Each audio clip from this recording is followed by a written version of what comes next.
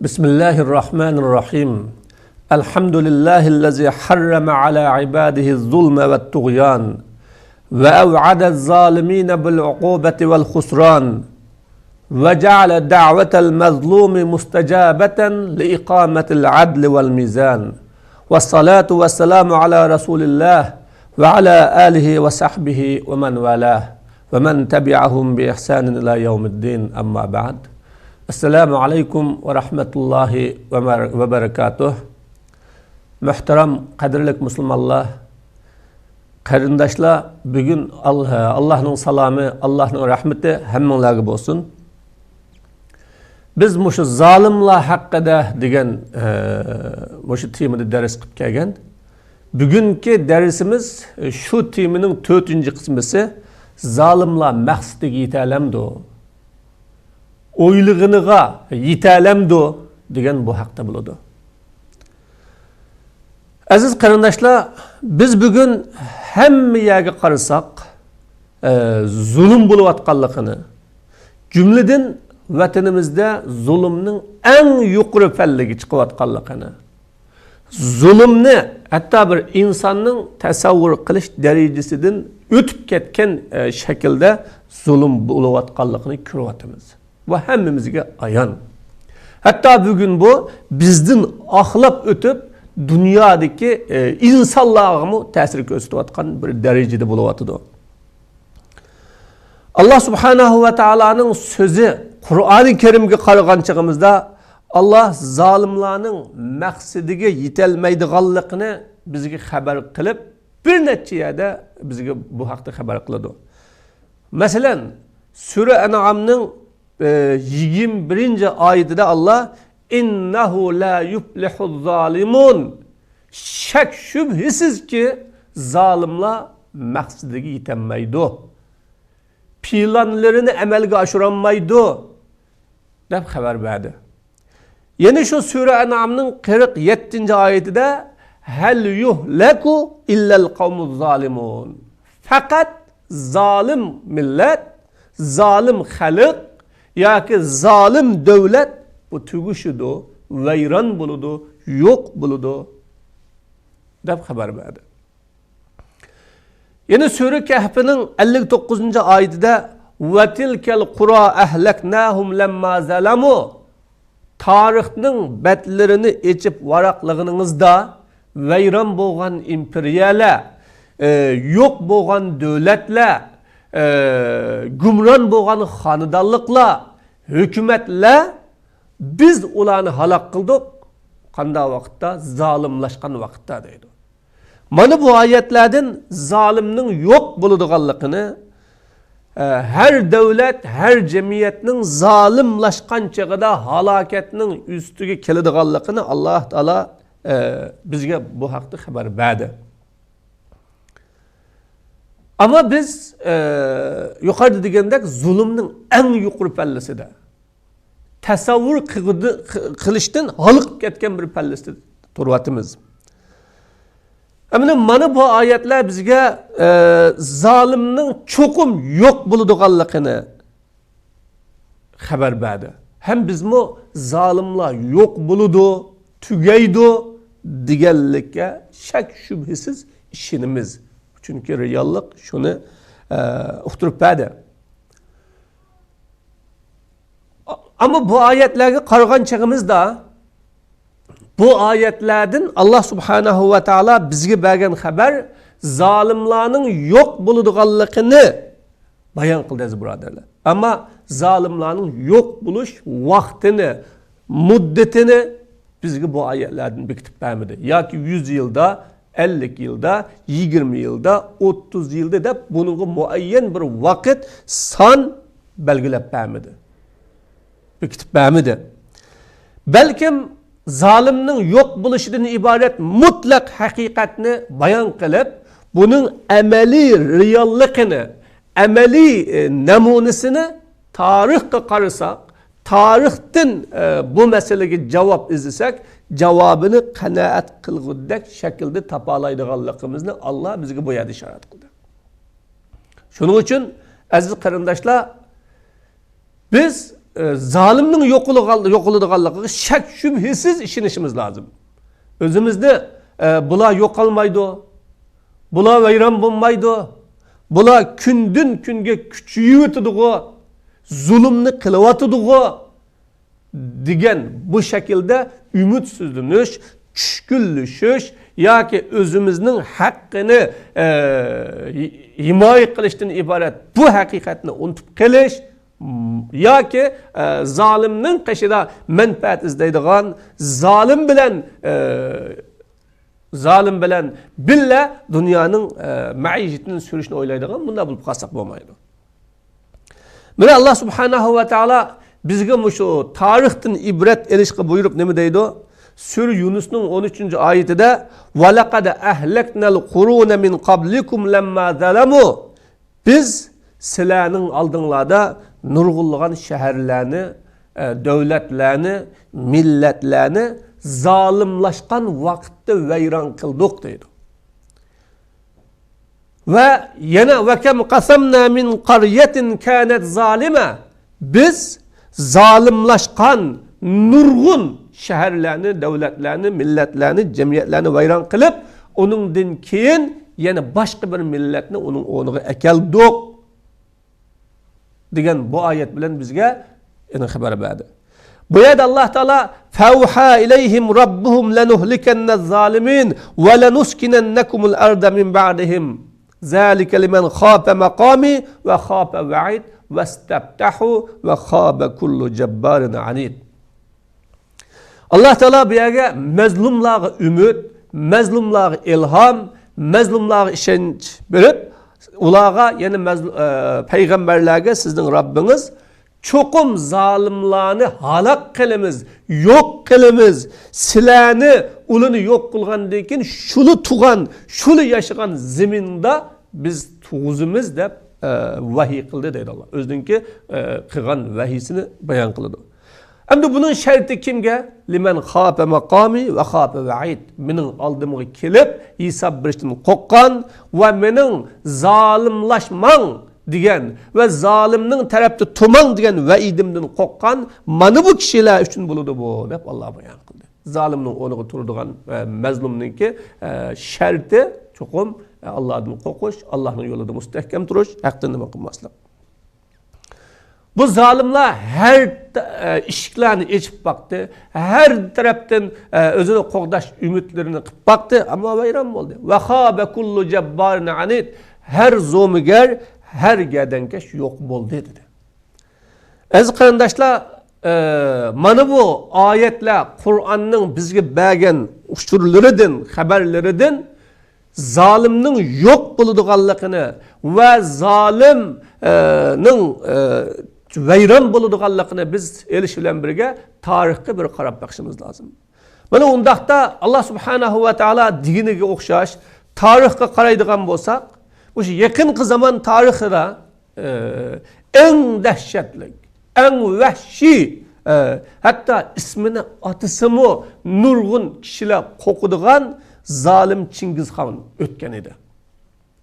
Chingizxon jahon erkisi degan nom bo'lib, bu Mo'ng'ullar Chingizxonni jahon erkisi nega bo'lsa uni fath qiladigan. Qanday qavmning ustidan nima qilsa, o qavmni shu yo'q qiladigan, imperiyalini yo'q qiladigan mana shunday kishi degan. Va uning imperiyasi 1258 va 59-yillari Bag'dodga, bugungi islom dunyosining madaniyat buyuki bo'lgan Bag'dodga kirib 10 necha kun ichida 1 milliondan ortiq 2 millionga qadar musulmonni o'ldirganiz birodarlar. Bu tarixda bor. 10 necha kun ichida 1 milliondan 2 millionga qadar musulmonni o'ldirgan, insonni qirgan, hatto shaharning hammasi mozorlikqa aylanib, şu insonlarning jasadidan chiqqan sisiq puroqlar bilan tirik tapqagan odamlar o'lib ketgan. Bir shahar hammasi xarobiylik, bir shahar hammasi qabristonlikqa aylangan birodarlar. Mana bugun şu kadar zolimlashib dunyoni biz so'raymiz, dunyoga biz ega bo'lamiz degan va jahon erkisi degan şu zolimlar qani bormi? nega ketdi? Buni biz yaxshi tushunishimiz lozim. 1924-yillari hozirgi O'rta Osiyodagi bir necha jumhuriyatlarni besib olib, o yerdagi musulmon xalqqa bugungi kundek to'ng'iz go'shalarini yegizgan, her türlü zulümlerini sağan, az Sibirya ditkan bir sokaklığı evetip aşağıda yüz minglab kişilerini aç koyup öldürgen, kıyınıgan ve del bugünkü zalimlerin esli onun menbesi bulup şekillengen eni şu zalimla sabık Sovet İttifakı deyimiz, eni şu zalimla bugün bağımı. O imperiya yok ama ulanınki eslese bolsun mu o imperiya yok. Çünkü ular köp özgerdi hazır. Burunqıdan köp özgerdi. Ana şu millet, ana şu xalqlar bugün hemmisi mustaqil devleti oldu. Cemiyeti oldu. Özünün hürlükü koluğu keldi. Bugün ular var mı? 70. yıldan 80. yılga kadar özünün küçüğü tayinip durup Afganistan'dan ibaret bu bir zeminni besivlamakçı bulup kirgen bu zalim, bu tecavüzler bugün dünyanın sahnesinde. Ne gibi? Yani veyran oldu. İmperial yok oldu. Çünkü zulüm çektin eşip başkalarının hakkına tecavüz kılgan, başkalarının hakkını yavatkan hemen o asta veyran oldu. Ve onundan başka tarihte karısak yani nurgulgan yakında devlet başlıkları olgan, şu neçe 10 yıl içinde devlet başlıkları olgan, hakimiyetini, hukukunu tutkanlar kını ne etti? Sudan'da, Irak'ta, Mısır'da, Afganistan'da, Libya'da neler etti mesela şu. Hepsi vayran oldu, yok oldu. Çünkü zalimlaştı. 1887 yılları vatanımızda besivlagan ve bugünkü kündükidek eşeddi zulümni silip ma milletini yok kılıp ötemiz. Tarihten öçürüp ötemiz degen Zuzung'dan, Yangzın, Şingsay degen manı bu zalimler ne etti? Onun dekin 9. yıldan kin yani 10 neçe yıl medeniyet zor inkılabını kozgap milletini şu kadar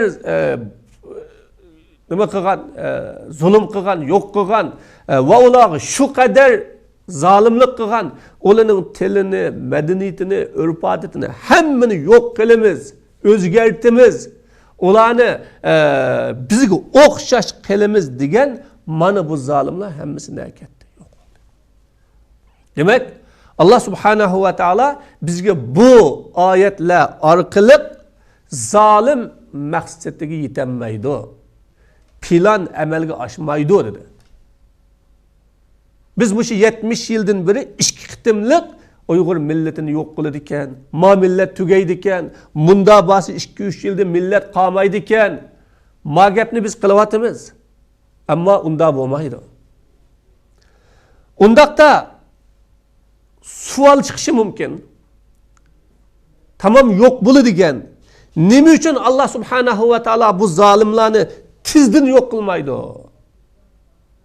O kadar zulüm kılıp ağırlıkta nurgun Müslümanlar ölse, mescitler yıkılsa, nurgulluğun musibetler beşimizde kelse, nimişki Allah subhanahu ve taala bu zalimni yok kılalaydıgan kudreti gücü turup nimişki yok kılmaydı o dese, bunun bunda bir cevabı var. Birinci, dünya imtihan dünyası. Ma dünyaya gelgen her bir insan imtihan dünyasına gelecek aziz braderler. Allah subhanahu ve taala bu dünya imtihan dünyası bo'lganligi uchun Allah her qanday insonni qilgan amaliga qarata, ish harakatiga qarata jazolaydi. Ve onun oqibatini shunga qarata belgilaydi. İnsan özünün kimligini qandaq şəxs ekanligini haqiqiy mohiyati bilan oshkorlagan chig'ida ondan keyin uningga tarixni, atrofdagi jamiyatni, jamoatni, kishilarni guvoch qiladi. Qiyomat kuni Alloh subhanahu va taolo shu orqali jazo beradi. Bo'lmasa Kafirlar Allah'ın aldıda vallahi Rabbina ma kunna müşrikin. Sen bilen qasam qilamiz ki ey Parvardigarimiz biz müşrik emasdik deydi. Butqa çoqungan ya Allah'tan başqasına sığıngan, dünyada nurgun eskiliklerini qilgan bedbaxtlarmi qiyomat günü Allah'ın aldıda tenib oladi. Tenib olgan chig'ida Alloh subhanahu va taolo qo'l putlarini so'zlatadi va ziminlarni so'zlatadi, atrofdagi barcha dalillarni akiladi, u chog'da tanilmaydi. Shuning uchun bu musibat, eg'ir musibat insonning haqiqiy mohiyatini oshkorlaydi. Xuddi o't oltinni tavlagandek, bu insonni tavlab chiqadi. Insonning mohiyatini oshkorlaydi. Buni jahon kengir chaqda, azodi vaqtlarda bulbuldek sayrıgan, şundak yaxshi deb tunulgan insonlar biz azroq bir musibat kelgan, azroq bir sinoq kelgan vaqtlarda kimligini tuniyanmoqday darajada o'zgaradi. Voy, mushunda bo'lib ketdimi deydigan darajada inson o'z-o'zidan emas, qeshtiklardan so'raydigan yerga boradi. Voy, shunda bo'lib ketdimi deydigan yerga boradi. Şunda bo'lganlik uchun ma dunyoning esli xarakteri, tabiati, imtihan dünyası her bir insan özünün qilganiga, qilgan amaliga yaxshi bo'lsa yaxshi, yomon bo'lsa yomon mukofot oladigan bo'lg'achqa Alloh insonni to'liq sinash uchun bu zolimga tizin jazo bermaydi. Shunga ya 20 yil, ya 10 yil, ya 5 yil qilishi mumkin. Üçüncü, mana bu haqda Allah subhanahu wa ta'ala İyyemseskum qarhun faqat massal qawma qarhun mislu tilkal ayyama nudawiluha beynen nas ve liya'lemallahu allazina amanu ve yettehize minkum şuhada vallahu la yuhibbuz zalimin ve le yumahhisallahu allazina amanu ve yemhaqal kafirin. Sure Ali İmran'ın 140. ayetinde Allah deydi, eğer sizlarga musibet kelgan bo'lsa, yetgan bo'lsa, milletga onun o'xshash musibet yetdi deydi. Mazlum zulümde hagan bolsa zalimmi harido, zulüm qilib. Mazlum xalqning ichidagi xalq zulüm tatgan bolsa zalimmi zulüm qilib bulanmay harido. Va uningmi parakanda. Nima uchun zulüm qiladi? Qo'qqanlikdan zulüm qiladi. Nima uchun zulüm qiladi? Ishonchi qilmaganlikdan zulüm qiladi. Nima uchun zulüm qiladi?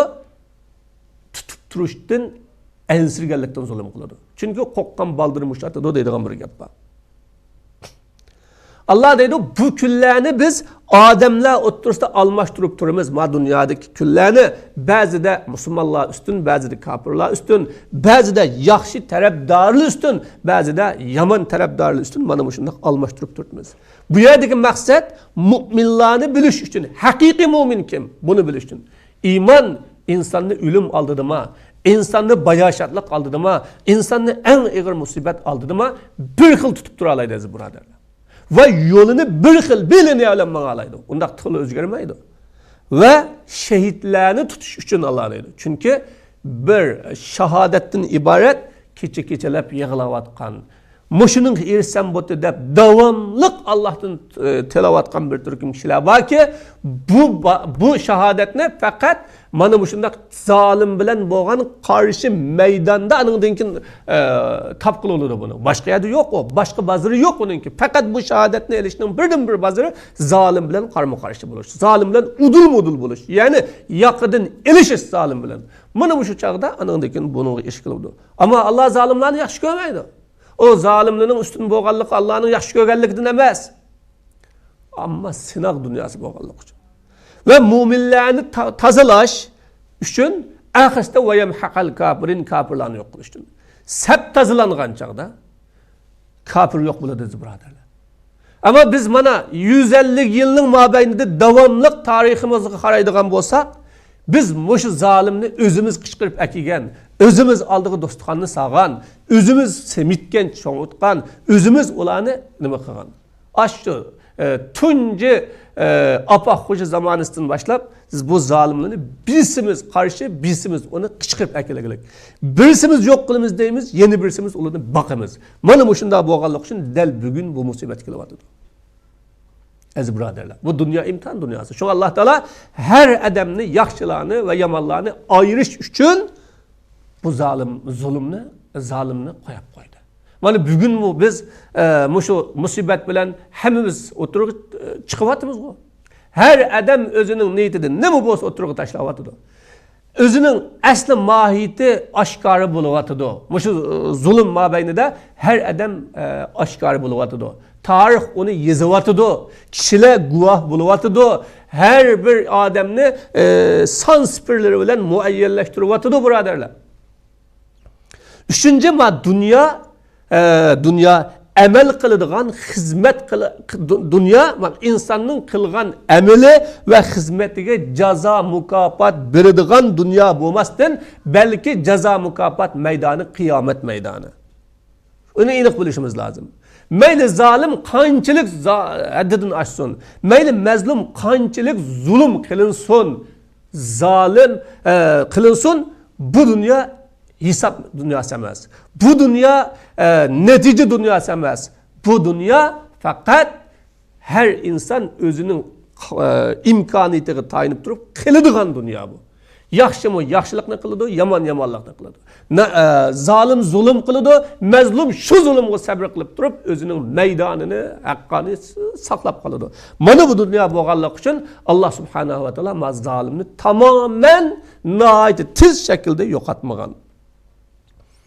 Lekin unda olgan chaqdamda bunda ketaveramdi, bu zulm shu peti ketaveramdi desa, yanda emas. Zulm o kadar ig'ir, o kadar dahshat bir jinoyat ediki, Alloh subhanahu va taolo tamoman amalga rozi bo'lsa-mu yo tamoman amalga sabr qilsa-mu, ammo zulm va zolimga kelgan chaqda sabr qilmaydi. Shu uningga nihoyat tez fursatda uningga Alloh taolo jazo avvat etadi, birodarlar. Bu yerda Payg'ambar alayhissalatu vasallam deydi: "İnnallaha la yumli liz-zalimi hatta iza akhazahu lam yablithu ve kezalika akhzu rabbika iza akhazal qura ve hiye zalima inna akhzahu alimun şadid." Hakikaten Allah Teala zalimge mühlet berdi, kichiktirdi. Hatta Allah zalimni jazolagan chaqda zalimni hech qo'ymaydi. Zalim qachanmaydi dedi. Mana buningga dalil kelib, ana shu ilgirki millat Fir'on, Ad, Samudni Allah jazolig'inidek sizning Rabbingizning tutishi, ana jazolashi shunday bo'ladi. Agar Allah bir shaharni zulmlashgan vaqtda jazolasa, Allah'ning azobi bak qattiq, bak ig'ir, Allah Teala buni vayron qiladi. Şu Allah bir mühlet birlikteyiz, birodarlar. Her insanning mohiyati, kimligi o'ttirg'i chiqish uchun mühlet beryapti. Mana biz bugun Uyg'ur musulmonlari, Uyg'ur millati o'zimizning haqiqiy mohiyatini yine oshkorlayapmiz. Zalimning sefida turayotganligini ko'ryapmiz, mazlumning sefida turayotganligini ko'ryapmiz. Ayni zamonlarda Qur'onni ko'ydagan, masjidlarni yiqqan, zalimlarga yantayoq bo'lgan insonlar kichikgina jamiyat yaxshilangandan keyin voy tövbe qildik, istig'for etdik, bizmi musulmon bo'ldik deb sefga qitilib olgan. Yine bugungi kunda shunday insonlar o'tirdan chiqyapti desa bo'ladi. Şuna biz bugün zalimning bu zulmüdün ko'rib zalim yo'qolmaydigan o'xshaydi, maqsadiga yetib ketadigan o'xshaydi deb qolmaydi. Bu hargiz maqsadiga yetolmaydi. Agar maqsadiga yetgan bo'lsa, mushu zalim 70 yildan biri maqsadga yetgan bo'ladi. Chunki bir daqiqa mayli ideologiya hujumi olsun, iqtisodiy hujumi olsun, siyosat hujumi olsun, her qanday hujumlarda, janglarda bo'lib to'xtab qoqqani yo'q. Bizlarga ba'zi vaqtda oshkora jang maydoniga o'tgan bo'lsa, ba'zi vaqtlarda bizni his qildirmagan janglar bilan bizga chiqib keladi. Ammo zalim maqsadiga yetemedi. Bugün yetemmeganligi uchun qattiq vahshiylashdi. Aziz birodarlar. Unda da biz bu kadar aciz, bu kadar imkansız, bu kadar qo'limizdan hech ish kelmagan bir vaqtda bu zalimni kim yo'q qiladi? Bu zalimni kim jazolaydi? Bu zalimga kim tetiydi degan vaqtda Allohning yana bir qonuniy tuvamani biladi.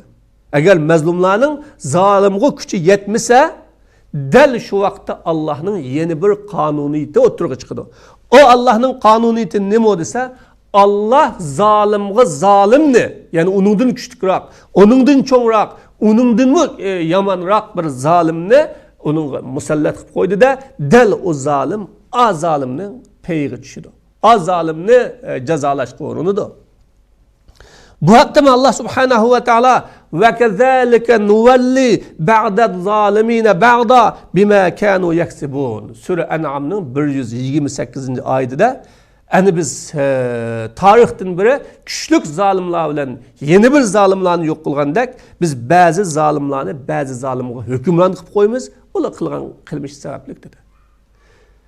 Yeni bir ayette Allah وَلَوْلَا دَفْعُ اللّٰهِ النَّاسَ بَعْدَهُمْ بِبَعْدٍ لَفَسَدَتِ الْأَرْضِ. Eğer Allah Teala insanlarını birbirisi bilen toz müdafaa qilib turmagan bolsa, çoğum zemin vayron bo'lib ketdi deydi. Demek, mana bu ayetten Allah dünyanın tenfonluğunu saklaydı. Muvazanetini saklaydı. Bir güç mutlak üstün bulup yeni başka güçlerini yok kılanmaydı. O mümkün emez. Bu Allah'ın kanuniyeti. İnsaniyet dünyası da mı şundaka, hayvanlar dünyası mı şundaka? Hayvanlar dünyası mı? Bir hayvanat, yeni bir hayvanatını yap mutlak tüketenmekle arkadaşlar.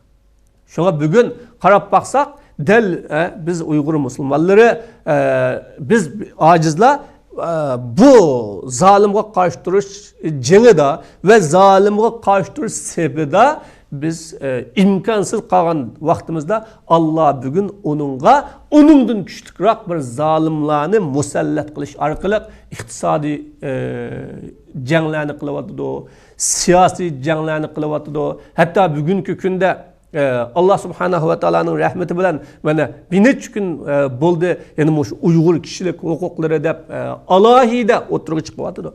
Bu Allah'ın gücü bu. Allah'ın kudreti bu. Allah'a çeksiz minnettarlık bildirişimiz gerekir buradarlar. Şunda bir kanuniyetini unutup kalmaylı ki Allah eğer mezlum Müslüman özünün sepi de, özünün meydanı da, özünün sağlam yolu da hakiki müstehkem tutsa Allah onunla en küçük zalimler bilen yok kılıdır. Çünkü Allah subhanahu ve ta'ala'nın koşulları köp. Velillahi cunudus semavati vel ard. Allah'ın koşulları asman zemindeki bütün nesli Allah'ın koşulları sıfırdır. Bu kanuniyetini oturup bilişimiz lazım. Şunu ümitsizlenmeyle. Biz netice alanmadık. Bu küreçte ya ki bu yolda biz ne neticeye erişimiz diyen manından ümitsizlenmeyle. Allah'ın kanuniyeti bu yerde ortaya çıktıqanlığını inik bileyle. Allah subhanahu ve ta'ala ana şundak bizge bayan kılıvatıdı. Meyada nas dedi bana. Müslüman bilen Müslüman dedi mi de eğer bir kavim zalim olsa yine bir kavimle Allah onu musallat kılıdı. Biz bunu görüvatımız. Biz bunu bilivatımız. Neçe yıldan beri Uygur meselesi battı. Ve başka meseleler battı. Bugün turuplam Allah subhanahu ve ta'ala dünyanı mana bu mezlum Uygurlarga, mezlum biçarelerge yüzlendirdi ki bugün mana bu Uygur Müslümanlarının meselesi dünyanın gün tertibindeki birinci mesele aylanıvatıdır. Her akbaratlıda, her gazetede, her yerlerde oturup çıkıvatıdır.